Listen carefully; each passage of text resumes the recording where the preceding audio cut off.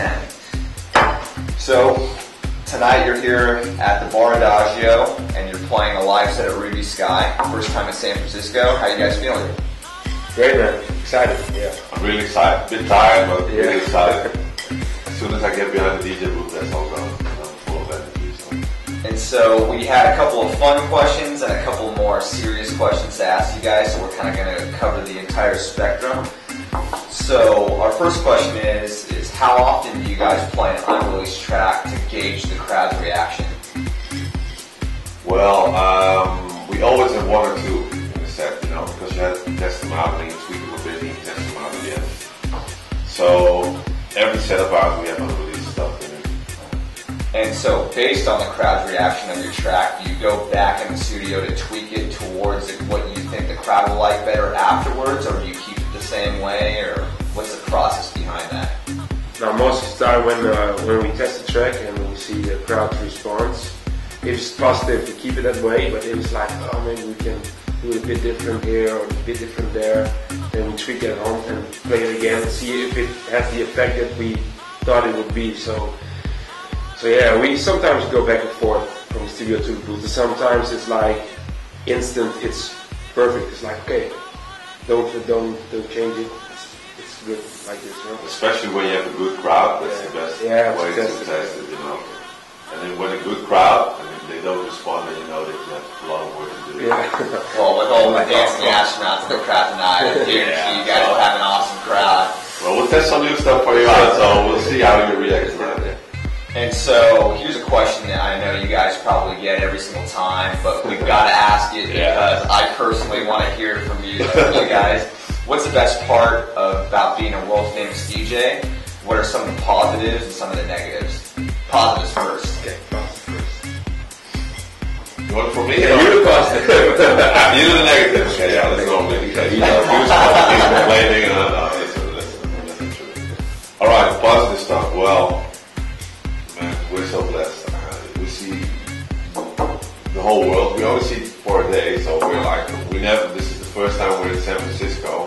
We only saw the airport and the way to the hotel. Now we're in the hotel tomorrow, we're leaving again, so that's a bit of a shame. But to see like the most beautiful cities, and for me the most satisfying is playing music that you create together and you play in front of a crowd, and they just love your music. It's stuff that you create, and you get like a connection for the music, such a strong connection to the crowd. That to me is the most amazing feeling. Yeah, for sure. And I don't have to have a real job, This is my job. It's like crazy, I don't have to go. Set your own hours. You travel wherever you want to go. Yeah, but we're so blessed. It's great. So some of the negatives. You know what a negative is? Only one. The most horrible thing is waiting on your airplane, waiting on the plane. Like today, flight got cancelled and we're sitting at LAX like 3-4 hours waiting on the plane.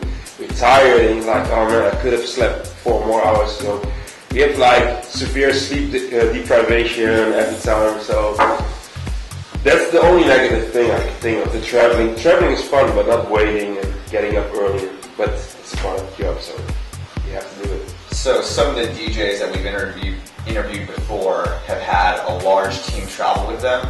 So when you travel from venue to venue, who do you usually travel with? Just you two, or do you have a team?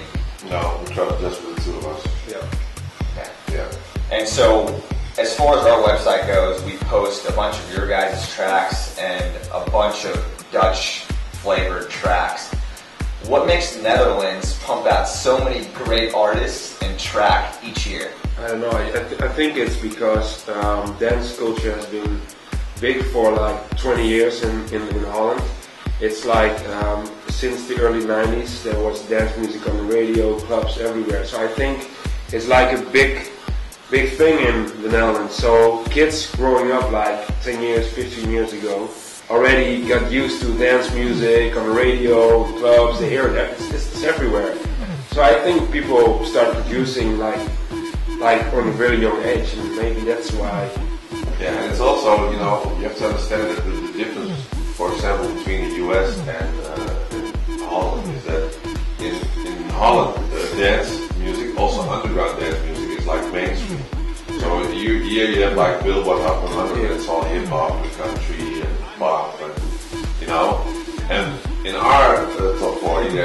like really underground and house stuff that just being played like big time on the radio. So that's a real big difference, I think, between like Hollow, for example, and the US. But I think it's switching a bit now already. I feel that, especially in California, it's becoming really big. Like the dance music, and especially also the Dutch flavored sound, as you call it, is really big over here. And I only hope that more radio stations are going to play like dance music, and not only like Lady Gaga dance or Black Eyed Peas dance, but also some, real DJ dance music. And so that brings me into the second part of this question. As you all know, the electronic dance music and the hip-hop world or the pop world are kind of meshing together. So, for example, Busta Rhymes on the new Tiesto and Diplo track, Come On. And you've seen Chris Brown use some of Calvin Harris's tunes. Even Lil Wayne getting in on some Afrojack produced tracks. Do you guys, as far as 2011 goes and in the future, expect to be working with any pop artists, or what are your thoughts or feelings on that? Yeah, I think so. We are already talking with some labels, especially one label in the US, like a major label, about doing some stuff for the artists. So I think we'll have the next year, maybe like all the US companies are now diving onto the not let's say the European dance producer. So they know it's going to be the next sound. I think that in the US, especially all the urban artists are looking at the dance producers. And they want to do something. So I think we'll have a weird, and we want to do that. We want to try to make like a cool crossover between just our sound with like cool vocals on it. So I take it you see the mesh as a positive thing for the electronic dance music community. I think so, because you have to do it like step by step. You can't just throw in like a huge underground dance track and expect radio stations to play it over here. When you do it like step by step first, collaborate, then people can get used to the sound, and then you can evolve and you can go further into the sound. I think that will work.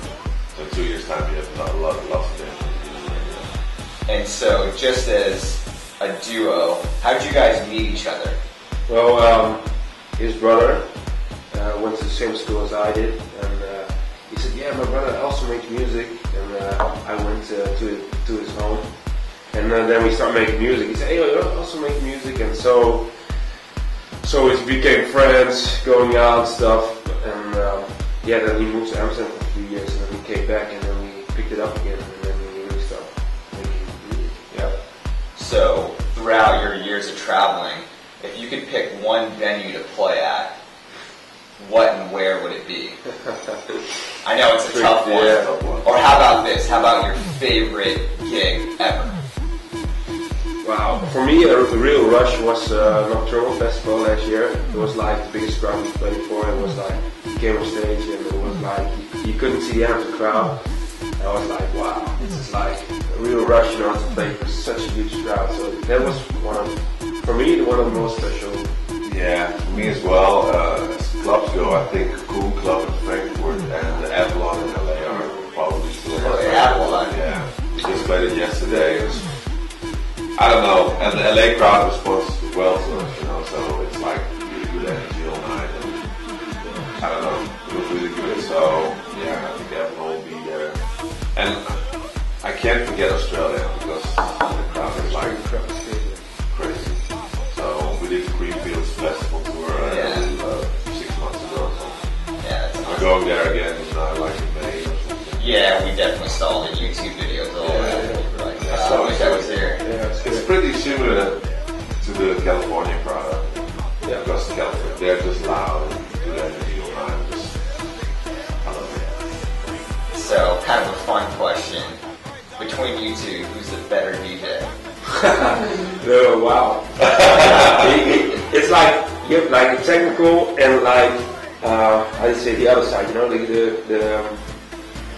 he's more like, okay, we gotta do this track now, we gotta do this track now, and I'm like, hey man, you gotta fade this too low, or you got the bass too high, and like stuff like that, He's like more like, and to be honest, I think he's the better DJ. No, it's technical, but he's like more like. Yeah, I'm always more focused on the crowd, and really I try to interact with the crowd, see what they want, and And he's more like, when I'm too much into the crowd and just having a part of the crowd, sometimes he corrects a little mistake I make or whatever, you know. So it's just like, we both have different roles, you know. I'm more into the crowd, he doesn't like to do that as much as I do, so he's more like overseeing that everything goes well. So that's the difference between us. And so you mentioned the technical comparisons. As far as our fans go, we have a bunch of more techier fans. So what types of software and equipment do you use, or what are your favorite types of software? For DJing or For DJing? DJing, no, we only use now the CDJ 2000s with the SD cards.